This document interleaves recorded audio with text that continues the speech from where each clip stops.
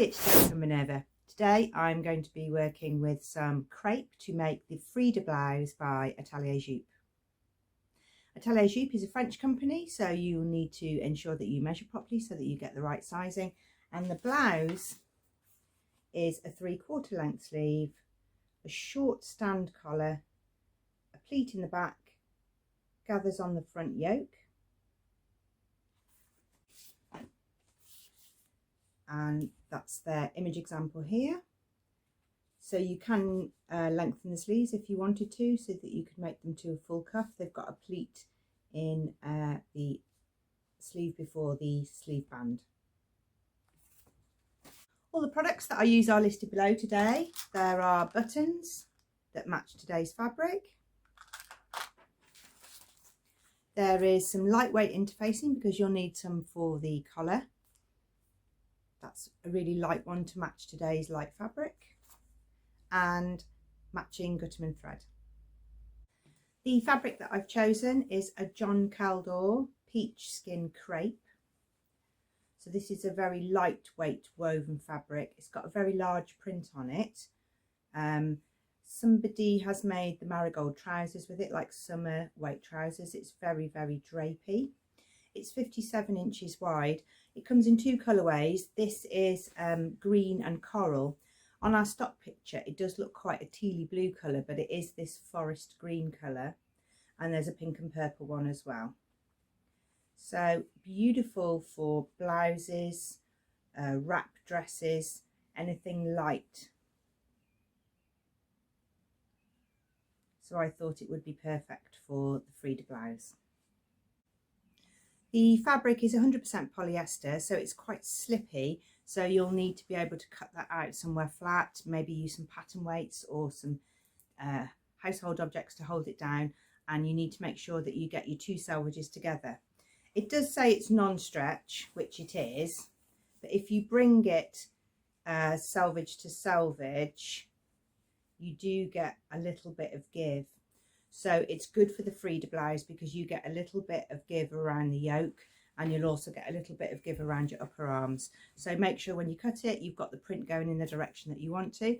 I've sped up my cutting so that you can see some of the top tips.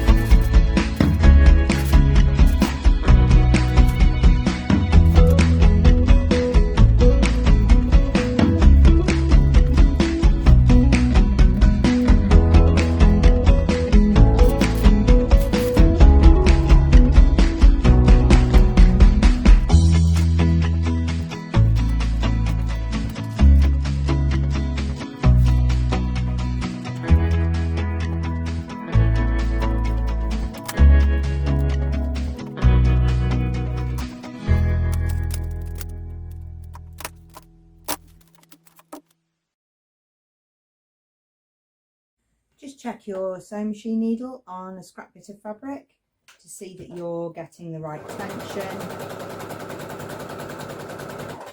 that your needle isn't pulling, that you're getting a good stitch in terms of a seam.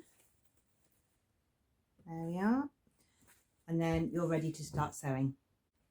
The first part of the instructions for today's sew along is to add a gathering stitch. In this pattern it's called an easing stitch, and you'll know where that was because that was the marking to transfer from the pattern piece.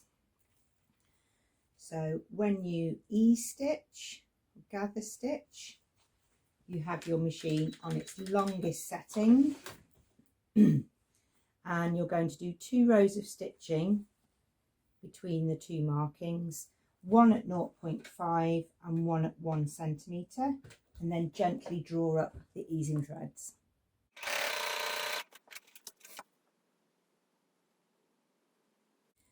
Okay, you've made your gathers. You're now going to put the front yoke piece onto that gathered line.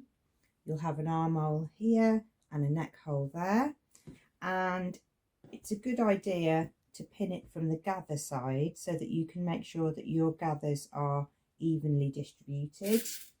You've got a couple of notches to match on there, so it's a good idea to pin the ends and then the notches and then adjust the gathering.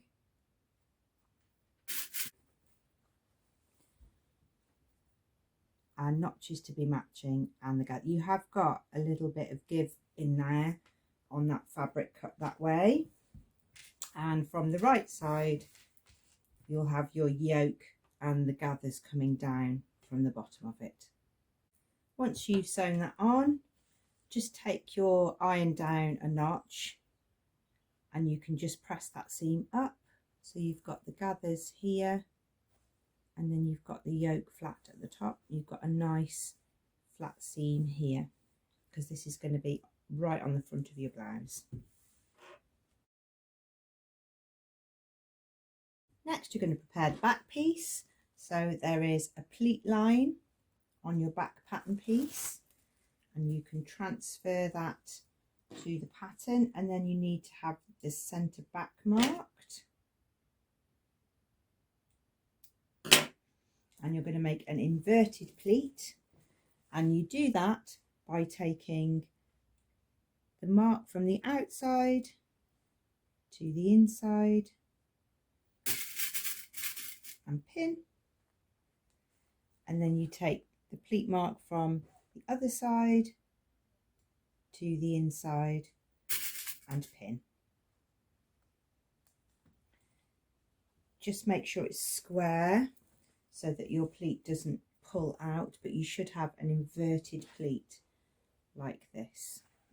And you're going to just stay stitch across the top of there so that it doesn't move while you're adding your back pieces. Right, we're going to make a sandwich now out of the 2 back pieces. So you should have 2 back pieces cut on the fold. Here they are. And one is going to go right sides together onto the top like this, and the other one is going to go on the other side. Once you've sewn the 2 right sides together, right side to right side, you flip it over so you can see your inverted pleat now, and you're going to put your second back piece right side to wrong side, so you're making a sandwich. You're going to pin it and then sew along the seam that you just made. So you're going to follow the line that you just made so that you've got 2 yokes and you've got your blouse hanging between the 2. So you've got, that's the outside of your blouse, and that will be the inside of your blouse with the pleat here. Now going to work on the shoulder seams. So you're going to put the blouse with the this is the back piece with the right side of the fabric facing up and with the yoke just hanging down out of the way, because we don't want to catch that. We only want the outer back yoke. And we're going to pin the shoulder seams of the front piece right sides together with the back piece. And then we can continue working on the yoke. So we're going to sew these 2 seams here. Okay, it's time to work those yokes at the top. So you're going to take the back and the front pieces and roll them up, and you will reveal the back yoke, and you make like a little sausage roll, and then you fold this over and pin in the same place that you made the shoulder seams, and then just like when you did the front yoke, you sew along that same line again. So you've made a sort of sandwich, and you're going to sew in that line where you just sewed the shoulder seams. You're going to sew it again. It's easier to sew it from the side where you can see the stitch line. It's tempting to pin the other side, but you need to pin the side where you can see the line that you're going to be following. And then you're going to turn the whole lot out, and you should have all the seams of your yoke enclosed.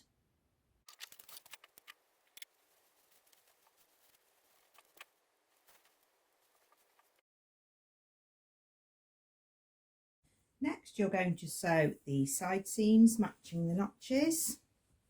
You can do this a few different ways. So you can stitch it and overlock the edge together. You can overlock the edges and then press your seam open flat. You can zigzag the edges. I'm actually going to French seam mine side seams just because it's a really delicate fabric and I want to be able to have a really neat finish on the inside. So I've sewn the sides wrong sides together, which feels a bit strange, but you're going to sew it wrong sides together with a 0.6, 0.7 seam allowance. Then I'm going to trim it off and then fold the fabric with right sides together and sew again. So I've used the 1.5 seam allowance, but I've just used it in a different way, and I'll show you what that looks like.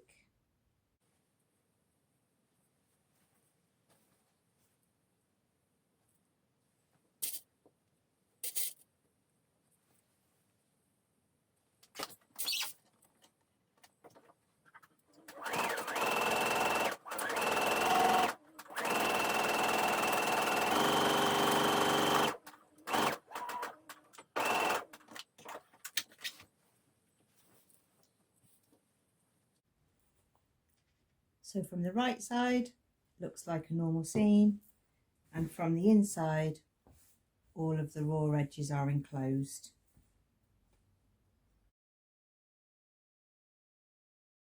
We're now going to start working on the button band. I'm going to go and interface that on the ironing board, but while you're there, you can interface the collar.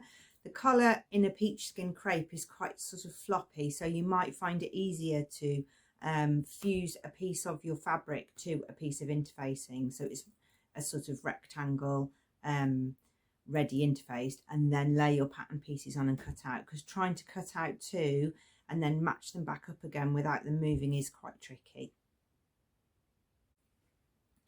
Okay, working the button placket that's interfaced, you're going to make an opposite of each other. So you want to fold your button placket in half and then fold under a 1 centimetre seam allowance, and then you want to do the same on the opposite one. This is now going to go onto the front of the blouse. So the unfolded edge you sew along the front edge of the front panel.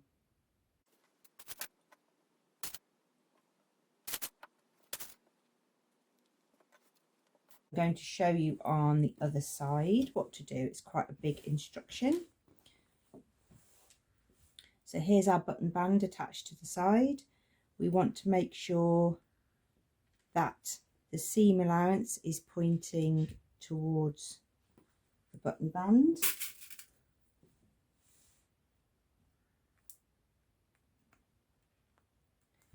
Okay, we're going to press a 1 centimetre hem all along the bottom of the hemline and along the button placket. Next, we're going to fold the hem back on itself, the button band back on itself, exactly on that fold line. I'm not going to pin it because I don't want any pin marks. I'm just going to, and I don't want to spoil my nice fold line I've got on my button band, so I'm just going to use a couple of clips to hold it out of the way. And then we're going to sew 2 centimetres from the end a parallel line. So using a seam gauge and a marker, I'm going to mark where I'm going to sew a parallel line to the hem along here. So you should have right side to right side, and then you're going to sew along from the edge of the button band where it joins out to the fold on the other edge. Once you've made your little attachment here, which is 2 centimetres from the hemline, you can trim off the corner because you're now going to turn that the right way. And there's your button band here with a nice point on the end, and your 1 centimetre that you folded will magically disappear underneath.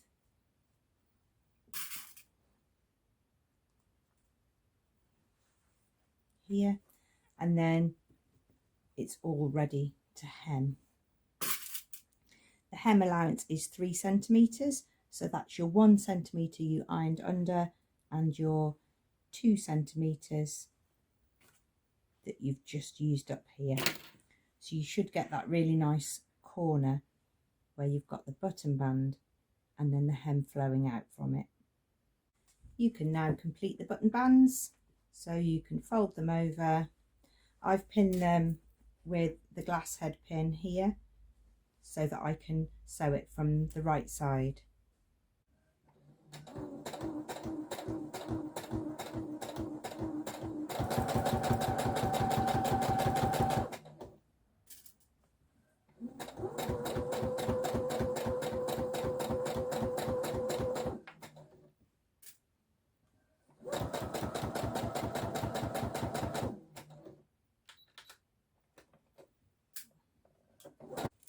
The button bands are now attached, so we can start working on the collar. It's really important when you're working on the collar that you use the correct seam allowance. In the booklet on the cutting page, it shows you all the seam allowances for each part of the collar. Make sure the 2 collar pieces are interfaced. Normally you just interface 1 collar piece, but this one asks you to entirely interface it, and it's such a light interfacing on such a light fabric that it's just going to give it a good stability. You press up 1 centimetre along the bottom of one of the collar pieces, and then you sew the collar pieces together.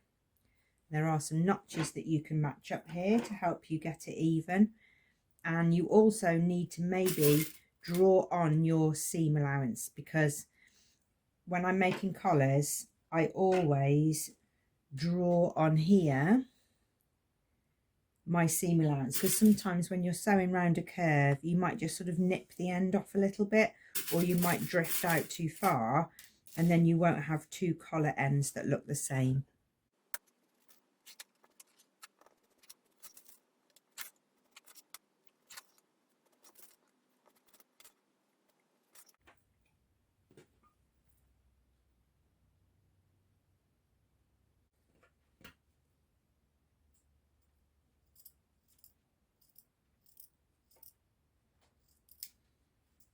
once you've turned out and pressed your collar so that you've got two nice even shapes, then you're going to attach it right sides together to the neckline of your blouse. You need to make sure that you keep the two layers of yoke together. So those were the two layers at the back where we made the burrito at the beginning, and you have a center notch to mark and a button band one to mark. So you need to ease the collar in. So there will be a little bit of pin work to do here to make sure that you take all of the excess fabric in. You sew that on with a 1 centimetre seam allowance. Once the collar's attached, you can take out any slightly chunky areas on the seam, and then your collar will fold down over the main blouse using that 1 centimetre that you've folded up with the iron. I'm going to hand stitch that in place because that's just how I like to finish a collar, but you can stitch in the ditch from the back and it will catch the collar on the inside. We're now going to start working on the sleeves. The sleeves are a 3/4 length sleeve, similar to this cardigan, and you can make them longer, but if you make them longer, you must cut, you can't just add to the pattern pieces, because for a forearm 3/4 length sleeve, you'll have quite a wide girth here. So if you just make your sleeve longer, you'll have a very big opening here. So you need to taper that down, adjust the cuff to fit. If you're quite happy to put an elasticated sleeve on the end, then you can find a cutting line here on your pattern and lengthen or shorten the sleeve. To make the sleeves, you need to repeat the inverted pleat procedure that you did on the back of your blouse, where you draw the 2 notches to the centre, and then you're going to stay stitch across the end of there, and then you're going to sew your sleeves up. I'm going to repeat the French seaming that I did on the side, so I'm going to sew wrong sides together and then flip it out and have right sides together. It's useful when you're making a shirt or a blouse to have a sleeve board. I mean, it's just useful to have, instead of having your whole ironing board out when you're sewing, but it means you can get that sleeve finish that you can't get normally. And now's the time to get that sleeve press before you join it to the actual garment.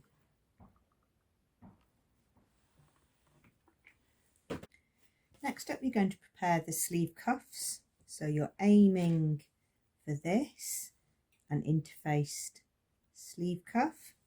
So you fold your cuff piece in half, sew the 1.5 seam allowance along the end, and then you're going to press it out and fold it in half so that you get this. I'm just going to show you on the inside. It's something I always do. I split the seam halfway and I push 1 seam allowance to one side, 1 seam allowance to the other, and then it means when it's together it's really flush and you haven't got a big bulk lying one way. These are going to now be put over the ends of the sleeves. So you're going to match up the seams. So the seam line on the cuff matches with the seam line on the sleeve, and you're going to pin it in place and then ease that all the way around. It should fit exactly if you've used the right seam allowance. Luckily, as I showed at the beginning with this fabric, there is a little bit of give in it, so you should be able to fit your sleeve cuff quite easily.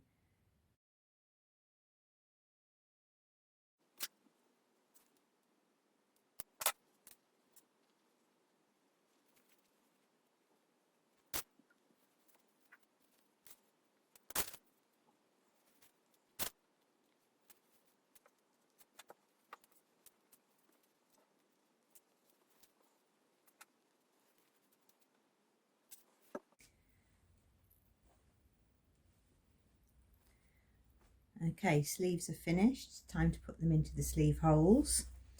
And this is a real skill of easing in a sleeve, because there are not any easing stitches, they're not any gathering stitches. It really is just based on your material handling skills. So you want to make sure that the single notch is for the front, so you don't put your sleeves in backwards. You want to have your pins facing out onto the outside so you're not scratching yourself. So you need to ease in between the notches. You'll have a notch at the top as well, and a double notch for the back sleeve, and a double notch on the back sleeve. Right sides together, pin these in. And the key to getting a sleeve without any puckers in it is lots and lots and lots of pins. When you've pinned it in, you're going to sew it with your 1.5 seam allowance, and then make sure that you finish the edge, because you don't want to have it fraying. You might need to clip these seams under the arm a little bit just to release those out a bit, but it's quite good with this fabric because there is that little bit of give, which means that you'll be able to ease your sleeve in quite well. Once you've attached the sleeves, you've got no puckers around the tops of the shoulders. The sleeves are quite easy to set in actually. It's time to put the buttons and the buttonholes on the front. You'll have a mark here, which is where your first buttonhole goes. So your first buttonhole is just around the point where you've got your yoke seam. So you're going to put your buttonholes evenly along here, and then you'll have that slightly splayed out collar there. And then we'll try it on and see what it fits like. We're going to make the buttonholes on the button band, and then we can sew the buttons on, and then we're nearly done.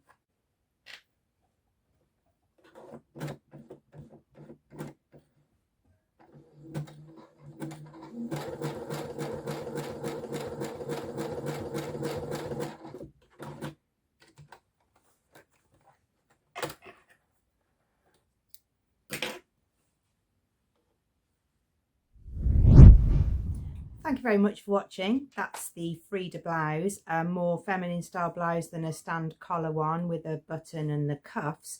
It's just got those options to have a 3/4 sleeve, an elasticated sleeve, and with that gather here, it just gives it a more feminine feel.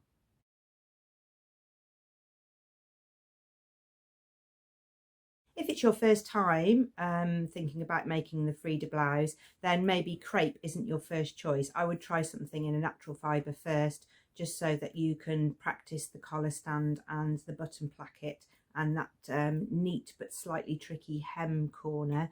And then when you think you've mastered those things, then you could try something in the crepe or a silk or a chamois. Today I've used a peach skin crepe, but you could use a bubble crepe. That would also give you a sort of workwear, evening wear type of top. If you like a drape, you could try a viscose. This is a viscose, so you'll get probably different styles of print in viscose, and you'll still get the drape. If you want to make a summer version, a more casual look in a natural fibre, you could try gauze, you could try a light cotton poplin, you could try an embroidered anglais, you could try a dobby. So a dobby fabric is a cotton fabric with a tiny little textured weave in it. So you'd get the simple line showing, but just a little texture. You could also try a broadcloth. So sometimes a cotton broadcloth is not as thick as a medium weight cotton. So look for a lightweight cotton, and then you'll be able to treat those gathers really nicely here, and you'll have a nice floating sleeve.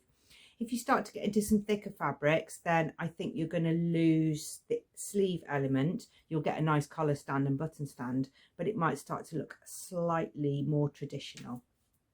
All the products that I've used are listed below: the thread, the interfacing, the fabric, and of course the Frida blouse pattern.